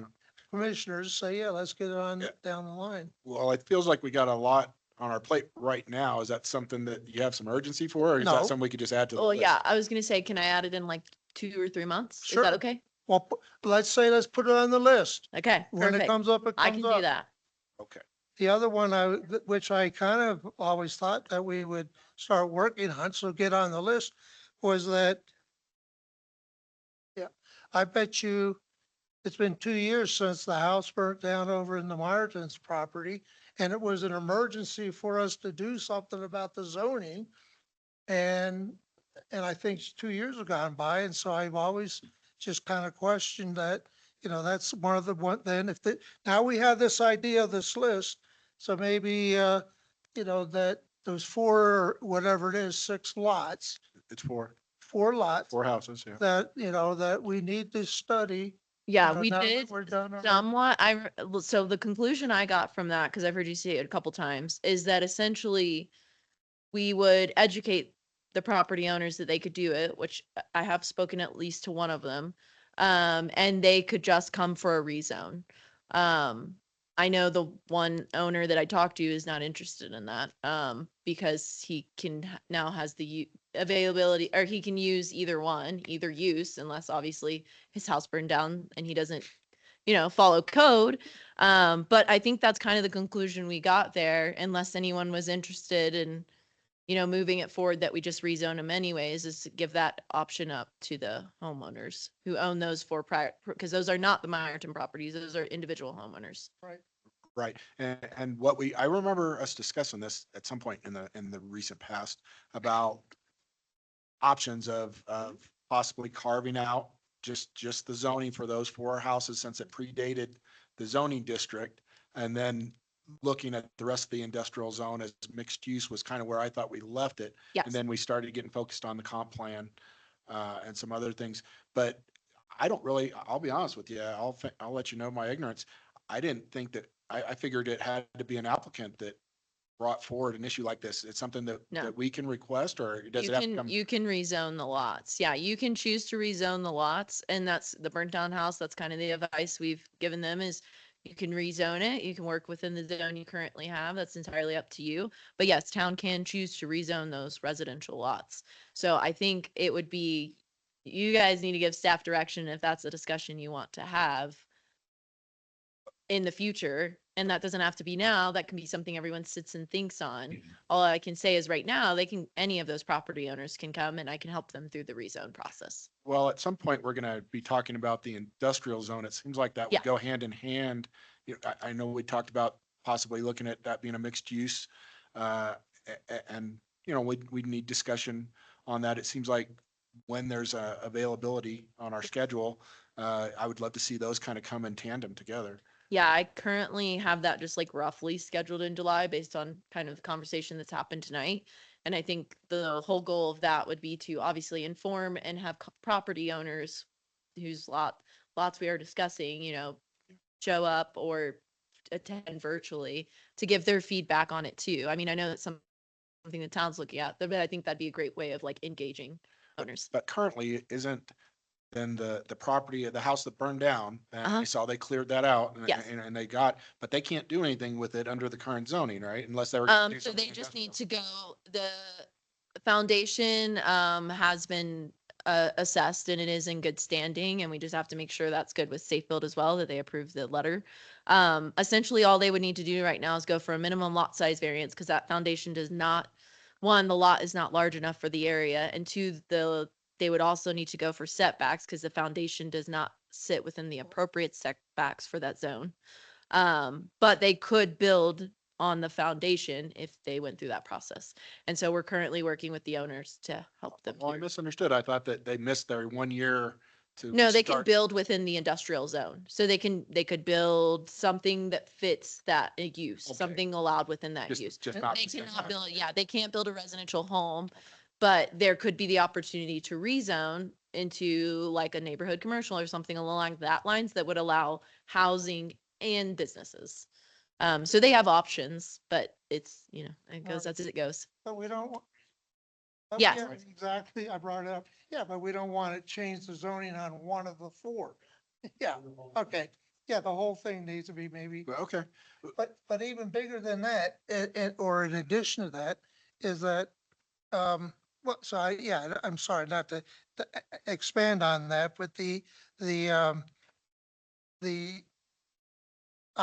zoning ideas from the comp plan, before, as I said, an hour ago, that we had kind of a natural transition about, what do we want to take from the comp plan and do something. So maybe this is part of an opportunity to do all these things, that anything that might be rezoning or needed through the zoning process to be from the comp plan, maybe to look at that and actually, that would be another project, or make it a town-wide project of what, what is being asked in the comp plan. They certainly brought up several little different areas that in that comprehensive plan about the zoning. And so maybe this is an opportunity to put that on the list. So none of them are requirements, but it was originally the fire one came to us as almost, what are we going to do? And actually, I remember one of the responses during that meeting was that, well, the comprehensive plan will take care of it. The idea that zoning will let those consultants. And I said, no, that's not going to happen. I remember thinking that. Oh, they had recommendations to make that a mixed flex. Well, the whole flex, I agree, but yeah. So, okay, but that, No, that's helpful. certainly not a push thing. It's just the idea that those were the two, I'm always in the chapter 16 zoning part. And I don't follow as much about all the other things quite as strongly, but certainly the zoning part is. Yep. I is- put them both for July, I think, because I was planning on industrial flex zone conversations, so maybe it's just a comprehensive plan zoning and showing those maps again and discussing it more in details, I think. And then the ADU. Thank you. Yes. Okay. Thank you for bringing those up. To ask other business? And I got it. Yeah. Thanks. Okay. All right. If not, I would entertain a motion to adjourn. Motion to adjourn. Second. All in favor? Aye. All right, Yeah. meeting adjourns at 9:03. Thank you, everybody. Thanks, Good night, guys. everyone. Thank you. Good night.